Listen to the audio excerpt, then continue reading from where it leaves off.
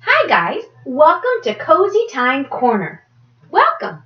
This is my friend Sock Monkey. Hey Sock Monkey.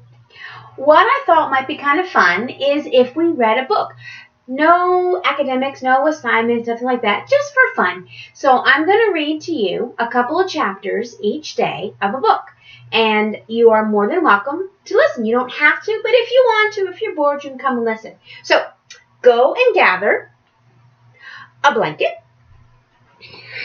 a pillow if you want, a stuffed fuzzy friend if you want, a snack, and a drink. And we'll get started. Okay, so the book that I chose to read to you is an A to Z's mystery, Space Shuttle Scam. So each day I'm going to read, I think maybe about 2 chapters, because the chapters are pretty short. So I'll read 2 chapters, and then we'll continue reading on until we finish the book. So get nice and cozy, get your fuzzy friend with you, get your blanket all set up and ready to go. Here we go. And we'll begin. Space Shuttle Scam. Chapter 1. Walker Wallace turned the engine key and adjusted the throttle. The propeller began whirring as he let up on the foot brakes. His small airplane raced down the airport runway in Hartford, Connecticut, then lifted into the April sky. "We're off," he cried. Dink, Josh, and Ruth Rose were buckled into the seats behind Walker. Walker's sister Wallace sat in the front passenger seat. "Florida, here we come," she said. "Am I going to get airsick?" Josh asked. "You'd better not," Dink said. "I'm right next to you." "Me too," said Ruth Rose, who sat on Josh's other side. The kids wore jeans and sweatshirts. Ruth Rose liked to have everything match, so her headband, her shirt, and jeans were the color of spring violets. Her sneakers and backpack were the same color. "We should have a smooth ride," Wallace said. "We'll be in Florida before you know it." Wallace was the kids' favorite mystery book writer and their friend. She was going to Florida to visit her Aunt Alice and had invited Dink, Josh, and Ruth Rose to join her. They were headed for the town of Christmas, Florida, where Aunt Alice lived. She ran Alice's space shuttle, a small museum where kids could see space stuff up close. "How's Abby?" Ruth Rose asked Wallace. Abigail, who liked being called Abby, was Wallace's adopted daughter. She was born with spina bifida, so she used a wheelchair to get around. "Fine, thanks," Wallace said. "This week she's at camp, and she's learning to ride a horse." "Can you tell us what your new book is about?" Dink asked Wallace. "I only have part of the story worked out," Wallace said, turning to look at the kids. "It's about an astronaut who accidentally leaves his cat on the moon after a mission," she grinned. "The cat's name is Blinky, and I have to figure out how to get him back to Earth." "Can't the astronaut just return to the moon and get Blinky?" Dink asked. Wallace shook her head. "Moon launches are super expensive," she said, "and the missions use a lot of fuel, so it would cost millions of dollars to go back to the moon. Until I come up with an idea, the cat is stuck up there." "Poor Blinky," Ruth Rose said. "He'll be so lonely." And there's a picture of Blinky on the moon. "And hungry," Josh said. The small plane sailed higher. The kids gazed through the windows at the clouds. Dink wondered if there were clouds over the moon. He decided he'd look it up later. His laptop was tucked inside his backpack. Ruth Rose was flipping the pages of her guidebook. "Wow, a lot of wild animals live in Florida," she said. "Want me to read the list?" "No thanks," Josh muttered. "Please tell us," Dink said. He and Ruth Rose liked to tease Josh. They knew he wasn't a fan of wild animals. Ruth Rose opened the book and read, "Florida, Flora and Fauna." "What are flora and fauna?" Josh asked. "Flora means plants, and fauna means animals," Dink said. "How do you know that?" Josh asked. Dink tapped the side of his head. "Dink brain," he said. Josh laughed. "Okay," he said to Ruth Rose. "What animals live in Florida?" Lots of stuff, Ruth Rose said. Pumas, bears, snakes, alligators. Yikes! Stop the plane. I want to get off, Josh yelled. Plus mosquitoes, butterflies, raccoons, eagles, frogs, fish, turtles, lizards, and spiders, Ruth Rose continued. You forgot to mention the red gobbler, Dink said. Josh closed his eyes. What's a red gobbler? He asked. Dink just grinned. How about a hint, Clint? Josh asked, trying not to grin. Well, they have red hair, Dink said. And they gobble? The plane's loud humming and the vibration coming through the seat made Dink feel drowsy. He closed his eyes. Wakey, wakey, Wallace said. She reached around and tapped Dink on the knee. We're almost there. Walker is going to fly us over Aunt Alice's house before we land at the airport. Dink sat up, rubbed his eyes, and peered through the window.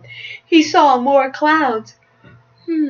Right now we're over Kennedy Space Center, Walker said over his shoulder. Sorry about the clouds. A few minutes later, the kids looked down on a small town.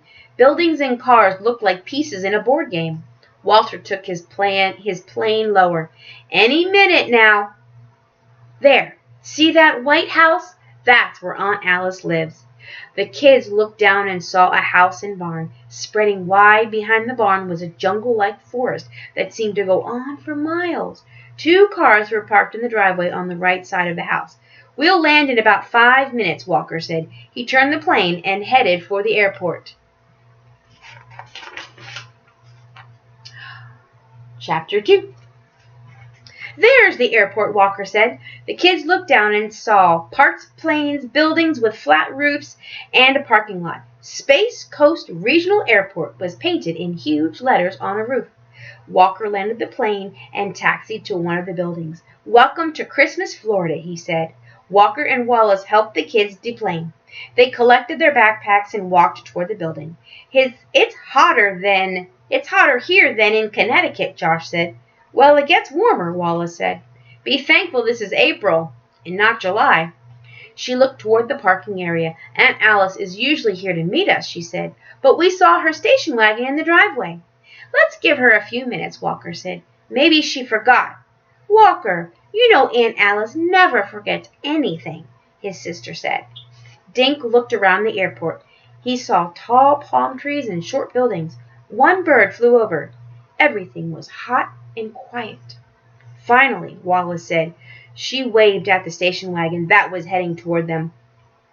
The station wagon Dink had seen parked by the White House pulled up and stopped. A young guy with blonde hair in a ponytail hopped out and waved. Hi, I'm Kenny, he said. I work for Miss Wallace. She asked me to come get you. Kenny wore baggy shorts, a tank top, and flip-flops. His skin was tanned deep brown. A tiny glass earring sparkled from the left earlobe. There is a picture of Kenny. Sorry I'm late, Kenny said. I had to bring something to my uncle at the bank where he works. Hi, Kenny, Walker said. The men shook hands. I'm Walker. This is my sister Wallace, and these are our friends Dink, Josh, and Ruth Rose. Nice to meet y'all, Kenny said. Walker hugged his sister. I'll see you tomorrow, he said. Some of my pals work at Kennedy Space Center and are getting together tonight, and I told them I'd join them. You're still planning to make Aunt Alice a birthday cake tomorrow, right? Wallace nodded. Don't be late, she said. The kids thanked Walker, and he trotted back to his plane. Where's my aunt? Wallace asked Kenny. I thought she'd be picking us up. Kenny put the luggage in the back of the station wagon. She was going to, but she's pretty upset, he said. What is she upset about? Wallace asked. I'll tell you on the way, Kenny said. They piled into the station wagon. Kenny drove out of the airport parking lot and turned left. Wallace looked at Kenny. You were saying? She asked. A mountain lion was hanging around your aunt's house this morning, Kenny said. Oh, no, Wallace said. Miss Wallace was inside.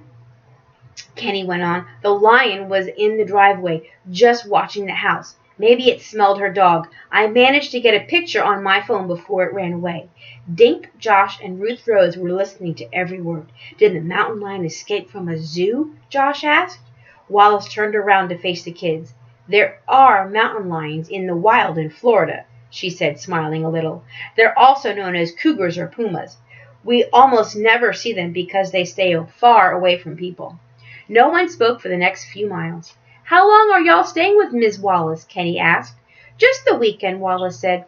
So you work for my aunt? I didn't know she'd hired anybody. I started in January, Kenny said. Just part-time. I go to the community college here in Christmas. That was just after my uncle died, Wallace said. And what do you do for Aunt Alice? I help out when teachers bring their classes to see the space barn, Kenny said. I also run the cafe, and I help Howie if he needs me. Who's Howie? Wallace asked. He works for your aunt, too, Kenny said. He mows the lawn and keeps the place looking good. Howie's a handy dude. Well, I'm glad she has you both, Wallace said. Oh, and there's Hannah, Kenny said. She comes a couple of times a week to help your aunt around the house. When kids visit, Hannah shows them around the barn. What's in the barn? Josh asked. Wallace turned and grinned. That's where my uncle kept all his space stuff, she said. You'll see it soon.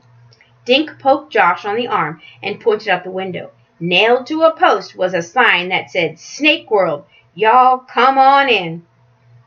Josh closed his eyes and shook his head. A few minutes later, Kenny turned the car into the gravel driveway. They passed under a wooden replica of a space shuttle. The silver shuttle was about 15 feet long and hung on chains from trees on both sides of the driveway. And there's a picture of it right there. The space shuttle hanging on the trees. That is so cool, Josh said. This space shuttle is new, Wallace said. I haven't seen it before. Howie painted it, Kenny said. He parked the station wagon behind a gray van. Wallace and the kids hopped out and got their luggage. Kenny scuffed his foot in the gravel. Right here's where the mountain lion was, he said. The thing's tail was almost touching this car. Everyone looked at the spot. Dink gulped. The animal had been only 10 feet from the house. That place looks great, Wallace said. The house was white with black shutters. The windows gleamed in the sunlight. Over window boxes planted with a variety of flowers. A tall man carrying a ladder strode across the yard toward them. He wore jeans, a blue T-shirt, a thick-soled work boots. Hi there, the man said. I'm Howie Booker, but you can call me Howie. He laid the ladder down on the lawn and stuck out a big hand to shake. When Dink shook, his own hand seemed to disappear. You're here, a voice cried. A plump woman with white hair and eyeglasses came through a side door. Wallace and her aunt hugged, and then the kid stepped forward to greet her. Dink put out his hand, but Alice pulled him into a hug. We're big huggers here in the South, she said. After she'd hugged Josh and Ruth Rose, Alice brought them inside to the kitchen. On the table, Dink noticed a bag of flour, a mixing bowl, a jug of milk, and a pan with a dozen spoonfuls of cookie dough. Wallace told me you kids like cookies, Alice said. Josh started to say something about how much he liked cookies, but he stopped when something licked his hand. And that's the end of chapter 2. So come back tomorrow and we'll read chapters 3 and 4. Bye.